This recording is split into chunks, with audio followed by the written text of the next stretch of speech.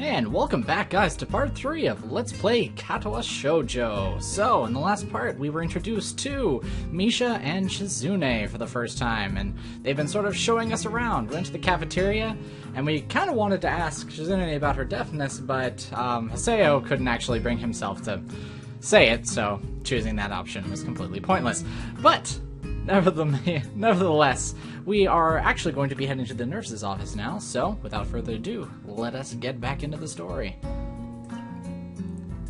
This is the auxiliary building here. There's a lot of official and important stuff inside, like the Yamaku Foundation office and all the nursing offices. They've even have a swimming pool. How is that official? Don't be silly, Hichan. It's a physical therapy. It's for physical blah blah blah blah. It's for blah blah blah. Okay. Alright, let's get it. Minute in. Can't be stumbling already. Anyways, it's all the nursing staff facilities are in there too. The head's nurse's office is on the first floor. You'll be fine from here, right? We'll be going then. See you tomorrow. Yeah, thanks. Bye. A whole building for stuff that has nothing to do with the actual education. I guess it's necessary for a place like this. I walk in, hoping this really will be only a quick visit, like the teacher said. On a white door on the left is a green cross with the text Head Nurse and a nameplate. A voice from inside responds to my knock almost immediately, but I can't quite make it out. It sounded a bit like an invitation to open the door, so I invite myself further in. The room is not large and smells strange. A friendly-looking man turns around on his office chair and faces me as I enter. His desk is neat and tidy, but the bin under the table is overflowing with used medical utensils, and there's at least a dozen coffee cup rings lingering on the desk. Hello there. What can I do for you today? He's young-looking and sort of rugged. He's young-looking and sort of rugged, but the dimples on his cheeks wash that impression away when he smiles. Are you the nurse? He smiles like a person who has heard this very same question hundreds of times. Well, yes, I am. Well, yes, I am. It says so on the door, no? You can call me by my name, or just the nurse, like everyone else. Of course, I shake off my confusion, realizing that I probably should grab his extended hand. His handshake is rather firm and friendly. Right, I'm a new student, and my homeroom teacher told me to come and meet you. My name is Asao Nakai. His eyes light up with a revelation and snaps his fingers. Oh, you're that Nakai! So, I was just reading of your file in the morning. Some kind of chronic arrhythmia related to congested heart muscle deficiency, right? He gestures me to sit down in a vacant armchair in front of his desk. Yeah. Good. Well, you've probably been briefed about the school already, so I'll just go over this quickly. We have all kinds of facilities available, mostly physical therapy and such. There's always someone from my staff around, even at night, so never hesitate to call us if there's a problem. The famous 24-hour nursing staff. Wow, this is like a hospital. Well, not exactly. For instance, we don't do brain surgery here. His joke feels out of place, and I'm left thinking why he even said it. Yeah, just that it's really weird to have so many medical people at school. You'll get used to it. I'm not sure of that myself, but I don't let the nurse know it. Now, let me just find your file again. While he searches for something from his computer and shuffles the stacks of paper around, let my gaze wander around the room. It's the epitome of generic, I like to say. Beige walls and ceiling, dark gray laminated flooring, and the equipment you'd expect from a school's nurse's office. Even the ridiculous educational posters are hanging on all four walls, reminding me to eat properly 3 times a day from all food groups. Smiling, the nurse draws a file from a stack of certainly thick files and opens it. Jesus, how big is my thing? Oh my god. So, you already have medications for the arrhythmia. Just remember to take your pills every morning and evening, or it won't be much help. Apart from that, do you do any sports? Rash stuff like, I don't know, boxing? He grins to his own joke, but I don't. Well, I played soccer occasionally with some classmates. Alright, I'm afraid I'm going to have to recommend you refrain from doing that, at least for the time being. No? My lack of reaction makes him raise an eyebrow, but really, I'm not too bothered by him forbidding me to kick a ball around. I guess I never did it out of burning passion for the sport, just to have something to do. Any kind of concussion might be very dangerous to your heart, and risking another heart attack is not a good idea. Was the previous one caused by a sudden concussion to the chest area? There was no mention of the cause in your papers. Not exactly. I sidestep the question acceptably, and he glances at me over his papers, with a more serious expression on his face. Still, you need to keep your body healthy, so some exercise would do you good. We have physical therapy and such available, as I said, but I don't think you really need such heavy measures. Just get some light exercise regularly. Brisk walks or even light jogs, jumping rope, that sort of thing. Swimming, maybe. There's a pool here. So I was told. You were? Very good. At any rate, I'm sure you've been told this before. You just need to take care not to overexert yourself. He wags his finger to emphasize the point. No need, really. I've heard this 1,000 times already. Absolutely no unnecessary risk. Take care of yourself. Okay. He goes over my paper. He goes over my papers! No. It's definitely not how I should read that. Set them on the desk. Obviously content. Good. That's it then. Come meet me if you ever need something. I've ushered out before I even realize it. A quick visit indeed.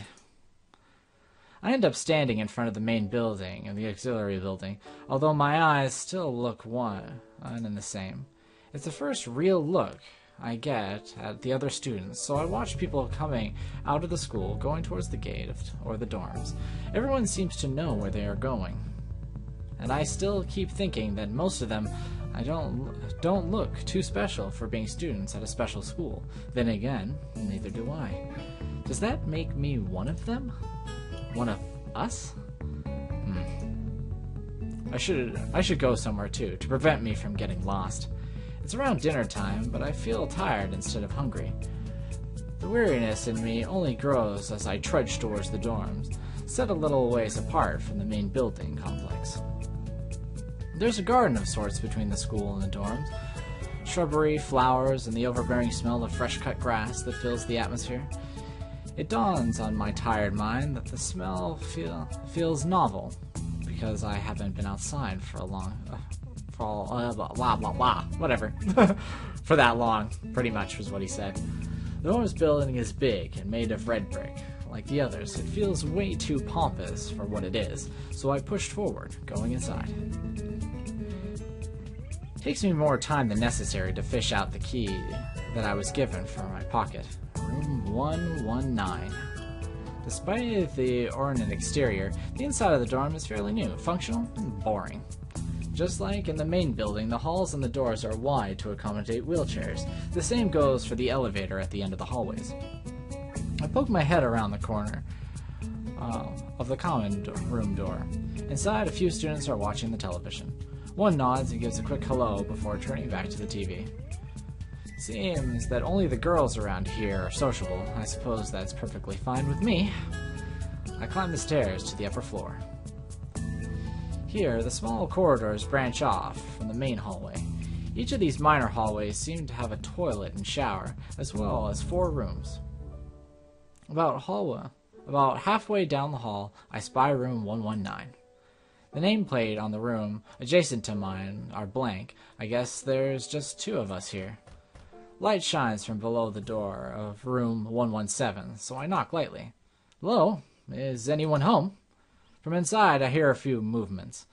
Then the clicking the clicking of way more locks than I thought these doors had. After a moment, the door squeaked open. Okay. Yo, what's up, dude? So, there's other guys here. It's not just girls. You always have to have the obligatory best friend, right? So, I guess this is what this guy's going to turn into. The speckled boy is standing in the doorway. He looks at me with intently through his extremely thick eyeglasses. He's also got the Harry Potter look going on. Now that I look at him, like, you know, he's got the scarf and everything and the eyeglasses. Who is it? Blind? No, at least not completely. Why would he have eyeglasses if he was? He leans closer to me until our noses are almost touching. His breath stinks of garlic. Hasao Nakai. Wait, sorry. I thought that he was actually saying that to me. Hasao Nakai. I'm moving into the next. I'm moving into the next room. I thought I should introduce my. His face suddenly brightens in realization and stands back upright, thrusting his hand out, a smiling greeting, almost astray to my diaphragm. Oh, sup, dude? Oh god, he's a dude. Oh no. The name's Kenji. Hi. I take Kenji's sweaty hand and shake it, still a little rattled by the sudden change of attitude and the meant welcome. There were some suspicious-looking people going in and out of your room earlier. It was probably my parents. Your parents? You sure? Because they could have been some other people, too. You can't judge a book by its cover. Oh no, he's a conspiracy. What's the word? Conspirator. Or no, that's someone that is into conspiracy. A conspirist. There we go. Oh, I don't know if I'm gonna like this guy. His out-of-place proverb is left hanging between us awkwardly as I tried to think of some way to respond. Here I go thinking now I'm gonna get them. I need to remember to look at the name. Because Hasao isn't on the screen, it's hard to jump between the two. I'd say the chances are high enough. He shudders and makes an exaggerated hand gestures. You're a brave man, Hasao. Me? I don't think I could trust the chances. The only one I trust is myself. Does that mean I shouldn't get to know you either? He thinks about this for a while. A wise decision. Damn, you're smarter than you look. Probably. What do you look like? I hope not smart. He squints his eyes and leans closer again, but I lean backwards to dodge it. Never mind. It doesn't matter. With that, he turns, fumbles around for a moment in search of the door handle, and then shuts the door behind him. I slide the key into the lock of the door marked 119. Alright! Mama dressed up the room quite nicely. Look, I got the double pillows, I got the nice duvet cover. It looks sort of like a sheepskin, maybe. I don't know. You never know. Could be really nice. Yeah, but everything's bleak and beige, yeah. Bleak beige, white linen, a desk made of some type of light wood, ugly curtains. It's no one's room, impersonal, like my hospital room was. My bags are sitting at the foot of my bed, looking a lot emptier than they did this morning. The closet is still open, stocked with my clothes. Also, it seems there's a number of school uniforms hanging there as well. A note pinned to the sleeve of one of the shirts. Hi, Hichan. Oh god, oh my god. My parents call me Hichan. No wonder I don't like her calling me Hichan. We've unpacked your things and made your bed. They said that if these don't fit, then you should go to the office tomorrow. If you have any troubles, I was going to say troubles, you can always call us. Love, Mom and Dad. Oh, that's nice. Well, at least I don't have to worry about unpacking. I kind of was hoping I would have. Then there would be something to do. It's still too early. I put the note down on the desk and lie down on the bed, feeling drained. Lying there makes me want to read something, but I have nothing with me. I wonder if the hospital conditions me for wanting to read whether I have nothing to do. The restless urge just keeps growing until I have to stand up. Oh my goodness. Oh, excuse me. Maybe it's stress or something. I was pretty nervous about it before. before coming for the entire day today, too. I still am, I think. Damn, I have to distract myself somehow, so I won't be in this unnatural all the time. Tomorrow, I'll go borrow some books from the library. Yeah, I'll do that. But for now, the bottle of medication neatly arranged on my night table catches my eye. I pick up one and shake it, just to hear the contents rattle inside, and then read the glued-on pharmacy label. So, 2 tablets daily to stay alive. Oh my goodness! Did I write that? I hope not. It doesn't really say that. Oh, okay. But it could just as well. He's just imagining in his mind. Oh, that's almost terrible. Like, what kind of doctor writes that on pills?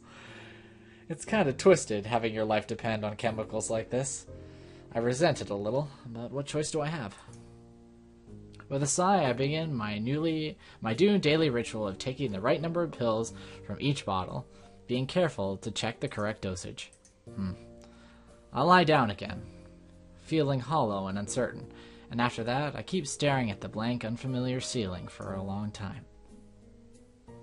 And then, night just sort of comes. It doesn't start looking any more familiar, not even after darkness falls and long shadows draw across my room like fingers. The sheets feel slightly more comfortable, warm, and nest-like against the chill that passes for my room's temperature here. Soon, the lighter shades of darkness that the ceiling looks like every ceiling does at night, and it becomes the only thing I can recognize anymore. The night beckons me to sleep, and I feel the coldness of unfamiliarity and fear creeping up my spine once again. I keep drifting further away from the world I knew. Ah, we're gonna wake up with Kenji over my face. No, let's hope that never happens. Alright, so I guess that's a day transition. I wake up in a strange room. Solid morning light shimmers against the light gray ceiling. I had forgotten to draw the curtains closed last night. This is my room, isn't it? My room. This is the 3rd room this year that I'm supposed to call mine. Various things around here remind me that, indeed, it's me who is supposed to be the one living here. My bags on the floor, my new school books on the desk, my numerous medications on the night table. I stared at the bottle for a moment, deliberating until I open a bottle, shake out a pill, and pop a tablet from a foil sheet.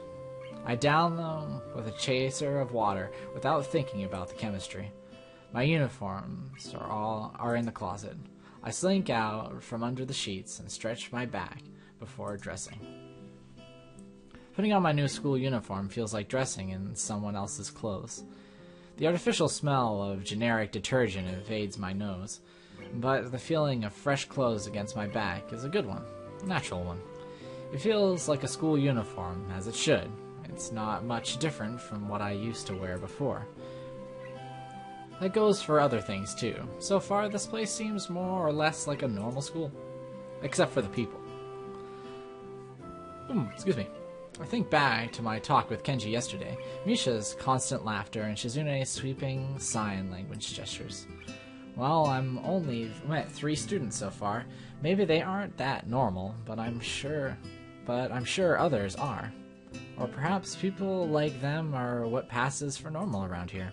Yeah. What does pass for normal around here? What do people do? I didn't see a lot of kids hanging around after class yesterday, so maybe there are clubs. If so, I wonder if I should join one. All through class, the question remains on my mind, so I decide to ask Shizune about when we split into groups. After all, she did say if I had anything I wanted to know, I should ask her. Okay. She's looking at. She crosses her arms, shifts her gaze slowly to Misha, who looks more preoccupied with trying to grind the eraser of her pencil down so that the top is perfectly evenly flat. Oh my goodness. Yeah, she's retard. I hate to say it, but I think we got full retard here. You never do full retard. Ah, sorry, Sichan. Is there something you wanted from me? Oh, I see. That's a good question, Hichan. My first thought is that means she doesn't know, which is worrying. Maybe I'm being too negative. Well, anyway, Misha, please don't prove me right.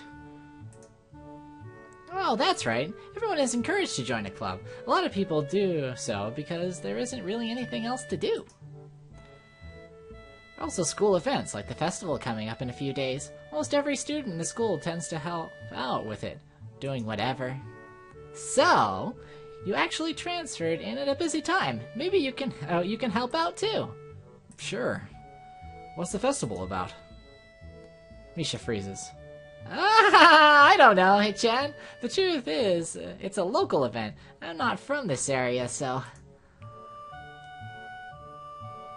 She started signing desperately to Shizune, asking her to bail her out. Shizune adjusts her glasses at the end of an oddly grandiose flourish. Oh, geez, that's a loaded adjective and adverb there. But anyway, starting to sign hard and heavy. Huh? Oh. Who cares? What? What? Misha puffs out her chest as she shouts Shizune's words out at me with a disproportionate amount of pride. Too loud. I can see heads turning to look at our direction. Not so loud. Human beings evolve with each other, with each new generation. The ideals and beliefs behind a festival will inevitably change with time. Now, it's about our delicious fried food and amusing little games that you play to win prizes. Oh, really? So it's just a fair. It's just a festival. It's like every other festival. Nature clears his throat very loudly, batting his long-wooded pointer against his other palm like a baton. He shoots a pointed gaze at us. Finally noticing where we are, Misha stifles a yelp and quickly quiets down. Shizune doesn't seem embarrassed at all, though, brushing it off without a care. We're in the middle of class, and we should start working. That's right, Sichan. So it's really weird. Like, not only her face right now, but she's having a conversation with herself, but she's translating for Shizune. Like, wouldn't it be better if they had it so I don't know. It's confusing when you're reading it. I guess you'll get used to it. What? That's right, Hichan. Are you asking because you're interested in joining a club? Uh-oh. It could have been my eyes playing tricks on me, but I think I saw a suspicious glance exchanged between them. Misha's tone has also changed, although it does that every other word anyway. Yeah, I was thinking about it. Misha and Shizune look at each other again. I'm about to ask what they have in mind when something dark flutters in my peripheral vision, catching my attention. Out of the corner of my eye, I see a girl with long dark hair get up from her desk and slip silently towards the door. It doesn't seem like she was working in any group, and no one seems to notice her but me. I glance at the teacher, who also looking at the dark-haired girl go. Why doesn't he say anything? Hichan, is something wrong? Do I look as uneasy as I feel? Or was Misha just looking at me, looking after the girl who left? What? No, nothing. Oh, smiley face. Okay. Well, like you were asking, you don't have any plans for lunch today, do you? I thought I would go to the library. Oh, wait. It's actually Hisao. And he's thinking this in quotations. I thought I would go to the library and pick up some books. Not really. That was weird. That was kind of odd. Do you want to have lunch together then? Sure. Alright, Shizune seems happy. Yay! Okay, Hichan, perfect. Uh-oh. So yeah. So we're gonna end the part here. Apparently we're going to go on a lunch date with Misha and Shizune next time on Let's Play Katawa Shoujo. Take care, guys. Stay frosty. And keep on being healthy.